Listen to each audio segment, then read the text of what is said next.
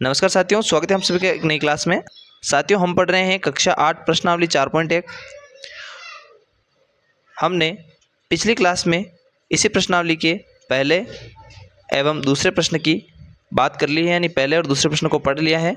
अगर वो वीडियो नहीं देखा है तो चैनल पर अवेलेबल है, आप वहां से जाकर वो वीडियो देख सकते हैं।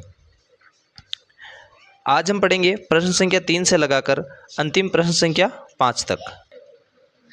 साथियों, मैंने कल ये प्रश्न आपको समझा दिया था। आई होप आप लोगों ने किया होगा। इस वीडियो में हम इसका भी आंसर बताने वाले हैं, इसको भी हल करने वाले हैं।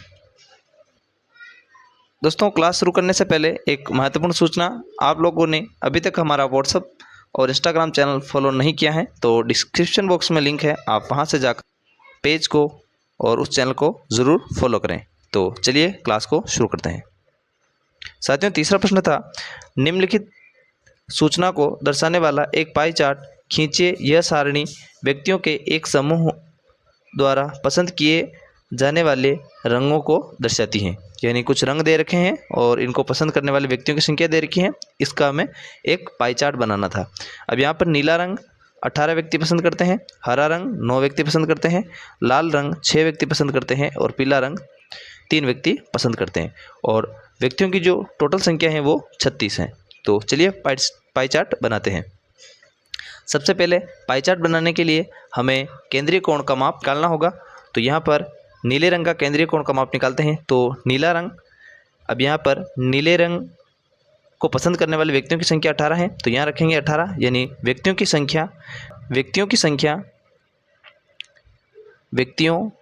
की संख्या गुणा 360 डिग्री बटेवा कुल व्यक्ति, यानी पसंद करने वाले व्यक्तियों की संख्या। तो यहाँ पर नीला रंग कितने व्यक्ति पसंद करते हैं, 18 गुणा 360, और कुल कितने व्यक्ति हैं, 36। अब इसको सोल्व आउट कर देते हैं। 36 के पहाड़े से 360 10 बार कट जाएंगे और 18 से गुणा हो जाएंगे, तो ये हो जाएगा 180 डिग्री। इसके बाद हरा रंग 9 व्यक्ति पसंद करते हैं, यानी 9 × 360 बटेवा 36। 36 के पहाड़े से 360 कैंसिल 10 बार और 10 को 9 से गुणा कर देंगे तो 90 डिग्री। अब यहाँ पर लाल रंग 6 व्यक्ति पसंद करते हैं, तो 6 × 360 बटेवा 36, 36 से 360 कट, तो बचा क्या, 10 को 6 से गुणा करेंगे तो हो जाएगा 60 डिग्री। अब बात करते हैं पीले रंग की। तो पीला रंग को पसंद करने वाले व्यक्ति 3, यानी 3 × 360, 36 के पहाड़े से 360 कैंसिल, बचे कितने, 10, और 10 3 से गुणा हो जाएंगे तो 30 डिग्री। अब यहाँ पर हमें पाई चार्ट बनाना है। तो यहाँ पर आपको एक बिना माप की त्रिज्या खींचनी है और इस प्रकार का एक गोला उस त्रिज्या के आधार पर बना लेना है। अब यहाँ पर डी की सहायता से ये हम 180 डिग्री खींच लेंगे। ये जो कोण है वो 180 डिग्री हो जाएगा। तो ये हो गया हमारा नीला रंग, जो 180 डिग्री इसका केंद्रीय कोण आ रहा था। इसके बाद पीले रंग को, यानी यहाँ पर डी को उल्टा रखेंगे और फिर 30 डिग्री का कोण खींच लेंगे। इसके बाद 90 डिग्री का ये वाला कोण बन जाएगा और बीच वाला जो कोण है वो ऑटोमेटिकली 60 डिग्री का हो जाएगा। तो इस प्रकार से हम प्रश्न संख्या 3 में एक पाई चार्ट का निर्माण कर लेंगे। अब बात करते हैं चौथे प्रश्न की। चौथे प्रश्न में पूछा गया है कि संलग्न पाई चार्ट एक विद्यार्थी द्वारा किसी परीक्षा में हिंदी, अंग्रेजी, गणित, सामाजिक विज्ञान और विज्ञान में प्राप्त किए गए अंकों को दर्शाता है। यदि उस विद्यार्थी द्वारा प्राप्त किए गए कुल अंक 540 थे तो निम्नलिखित प्रश्नों के उत्तर दीजिए। यानी उस व्यक्ति ने कुल 540 अंक जो हैं वो प्राप्त किए हैं और यहाँ पर पाई चार्ट दे रखा है। अब यहाँ पर हमें केंद्रीय कोण दे रखा है और केंद्रीय कोण से हमें प्राप्त अंकों को निकालना है। तो वही प्रोसेसिंग रहेगा, लेकिन उसका थोड़ा उल्टा प्रोसेस हो जाएगा। यानी अब हम उनमें क्या करते थे कि जब कोई मतों की संख्या, प्राप्त अंकों की संख्या या व्यक्तियों की संख्या दी हुई होती थी तो उनको गुणा कर देते थे 360 से और भाग दे देते थे कुल का। अब यहाँ पर आपको कुल से तो गुणा करना है और 360 का भाग देना है, यानी ये चीज़ उल्टी हो जाएगी। हम गणित का निकाल के देखते हैं। तो यहाँ पर गणित का केंद्रीय कोण कितना दे रखा है, 90 डिग्री।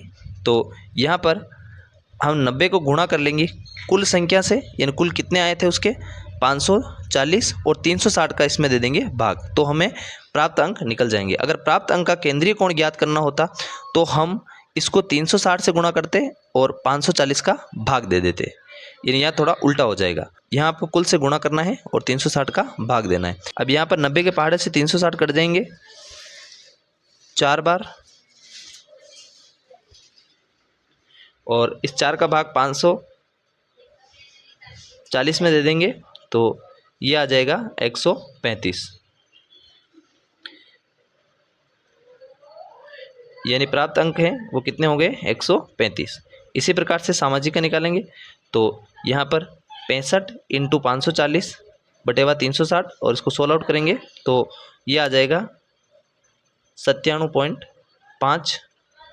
इसी प्रकार से विज्ञान का निकालेंगे तो विज्ञान का केंद्रीय कोण 80 है, तो 80 × 540 बटेवा 360, और इसको सोल्व आउट करेंगे तो 120 आ जाएगा, यानी प्राप्त अंक कितने आ जाएंगे 120। इसी प्रकार से हिंदी का केंद्रीय कोण 70 डिग्री है, तो 70 × 540 बटेवा 60, और इसको सोल्व आउट करेंगे तो 105 नंबर प्राप्तांक आ जाएंगे। अंग्रेजी का निकालें तो अंग्रेजी का केंद्रीय कोण 55 डिग्री है, 55 डिग्री, तो 55 को 540 से गुणा करना है और 360 का भाग दे देना है, तो कितना आ जाएगा 82.5 नंबर। यानी इस प्रकार से हमें सबसे पहले इनके प्राप्तांक निकाल लेने हैं। तो यहाँ पर एक चीज़ का हमेशा ध्यान रखना है कि यहाँ पर अगर हम केंद्रीय कोण निकाल रहे होते हैं तब 360 से गुणा करते हैं और कुल का भाग देते हैं। अब जब केंद्रीय कोण दे रखा होता है और केंद्रीय कोण से अंकों को या मतों को या प्राप्तांकों को निकाला जाता है तो यहाँ पर प्रोसेसिंग उल्टा हो जाता है। यहाँ पर कुल से गुणा करते हैं और 360 का भाग दे देते हैं। यानी इस प्रश्नावली में आपको ये दो चीज़ें ही महत्वपूर्ण रूप से याद रखनी है। अब इसके कुछ प्रश्न दे रखे हैं, जैसे इसने दे रखा है कि किस विषय में उस विद्यार्थी ने 105 अंक प्राप्त किए हैं। तो देख लेते हैं हम पाई चार्ट। अब यहाँ पर किस विषय में 105 अंक प्राप्त किए हैं, तो हिंदी विषय में 105 अंक प्राप्त किए हैं, तो अपना उत्तर हो जाएगा हिंदी। इसके बाद उसने कहा है कि उस विद्यार्थी ने गणित में हिंदी से कितने अंक अधिक प्राप्त किए हैं, तो हिंदी में 105 अंक प्राप्त किए और गणित में जो है उसने 135 अंक। यहाँ पर 135 - 105 बच्चे कितने 30, तो उस विद्यार्थी ने गणित में हिंदी से 30 अंक अधिक प्राप्त किए। अब इसी प्रकार से तीसरा प्रश्न पूछा गया है। तो तीसरे प्रश्न में क्या पूछा गया है कि जांच कीजिए कि क्या सामाजिक विज्ञान और गणित में प्राप्त किए गए अंकों का योग विज्ञान और हिंदी में प्राप्त किए गए अंकों के योग से अधिक है। यानी ये पूछ रहा है कि सामाजिक विज्ञान और गणित के अंकों को जोड़िए और फिर विज्ञान और हिंदी के अंकों को जोड़िए, क्या इन दोनों में से क्या सामाजिक विज्ञान और गणित में प्राप्त अंकों का योग ज़्यादा है। तो यहाँ पर देख लेते हैं। तो सामाजिक विज्ञान में 97.5 अंक प्राप्त किए थे और गणित में 135, तो 97.5 और 135 को जोड़ेंगे तो 232.5, और विज्ञान और हिंदी में प्राप्त किए गए अंकों का योग कितना हो जाएगा, यानी विज्ञान में प्राप्त किए गए अंक 120 और हिंदी में प्राप्त किए गए अंक 105, तो 105 और 120 कितने हो जाएंगे 225। तो यहाँ पर आप साफ साफ देख सकते हैं कि सामाजिक विज्ञान और गणित में प्राप्त अंक जो हैं वो विज्ञान और हिंदी में प्राप्त अंकों से अधिक हैं।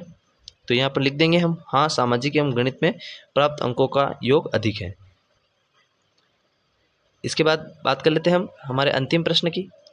तो अंतिम प्रश्न में यहाँ पर पूछा गया है किसी छात्रावास में विभिन्न भाषाएं बोलने वाले विद्यार्थियों की संख्या नीचे दी गई है, इन आंकड़ों को पाई चार्ट द्वारा प्रदर्शित कीजिए। यहाँ पर हमें कुछ आंकड़े दे रखे हैं तो हमें इनको पाई चार्ट पर प्रदर्शित करना है। तो यहाँ पर हिंदी बोलने वाले 40 विद्यार्थी हैं, अंग्रेजी बोलने वाले 12 विद्यार्थी हैं, मराठी बोलने वाले 9 विद्यार्थी हैं, तमिल बोलने वाले 7 विद्यार्थी हैं और बंगाली बोलने वाले 4 विद्यार्थी, और इनका जो योग है यानी कुल विद्यार्थी 72 है।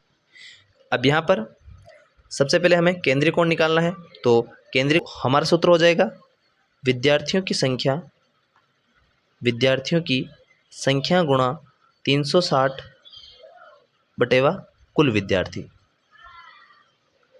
और जब केंद्रीय कोण दे रखा हो और विद्यार्थियों की संख्या पूछ ले तो हमें कुल से तो गुणा करना है और 360 से भाग देना है।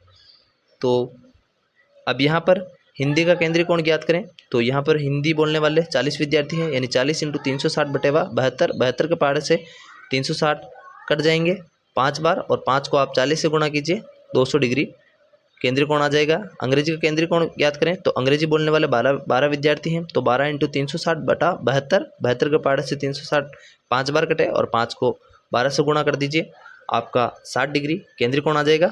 अब मराठी बोलने वाले 9 विद्यार्थी हैं, तो यहाँ पर 9 × 360 बटेवा 72। 72 के पहाड़े से 360 5 बार कट जाएंगे और 5 को 9 से गुणा कीजिए, 45,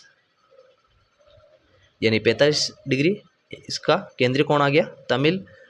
तमिल बोलने वाले 7 विद्यार्थी हैं, यानी 7 × 360 बटेवा 72। 72 के पहाड़े से 360 कट, बचा कितना 5, और 5 को आप 7 से गुणा कीजिए, 35 डिग्री। और बंगाली बोलने वाले 4 विद्यार्थी हैं, यानी 4 × 360 बटेवा 72। 72 के पहाड़े से 360 कट जाएंगे 5 बार, और 5 को 4 से गुणा कीजिए, 20 डिग्री।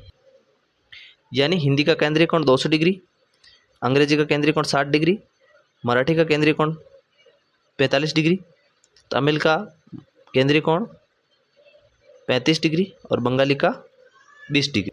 अब ये केंद्रीय कोण आ चुके हैं, तो आप अब एक पाई चार्ट बनाइए और हिंदी, अंग्रेजी, मराठी, तमिल और बंगाली को उस पाई चार्ट पर प्रदर्शित कीजिए। यानी इन केंद्रीय कोण की सहायता से आपको पाई चार्ट जो है वो आपको स्वयं बनाना है। तो आई होप आपको क्लास समझ में आ गई होगी। क्लास समझ में आई है तो वीडियो को लाइक करें, वीडियो को दोस्तों के साथ साझा करें। मिलते हैं आपसे नेक्स्ट क्लास में।